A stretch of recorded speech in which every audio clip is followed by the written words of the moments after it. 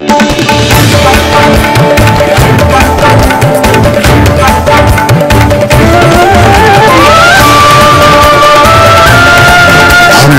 দেশের ১ নম্বর news network, আর আপনারা দেখছেন TV9 বাংলা, প্রথম থেকেই প্রথমে।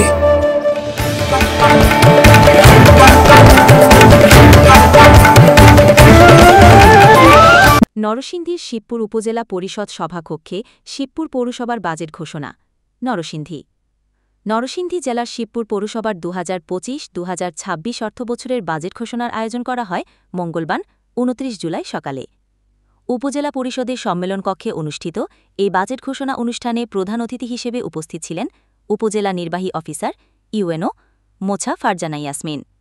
অনুষ্ঠানে সভাপতিত্ব করেন শিবপুর পৌরসভার প্রশাসক ও সহকারী কমিশনার মোহ আব্দুর রহিম।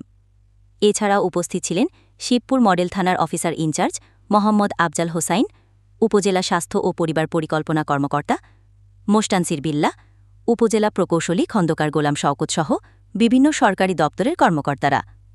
অনুষ্ঠানে পৌরসভার বিভিন্ন উন্নয়ন কর্মকাণ্ড, রাজস্ব আয় ও ব্যয়ের খাতসহ ভবিষ্যৎ পরিকল্পনা তুলে ধরা হয়।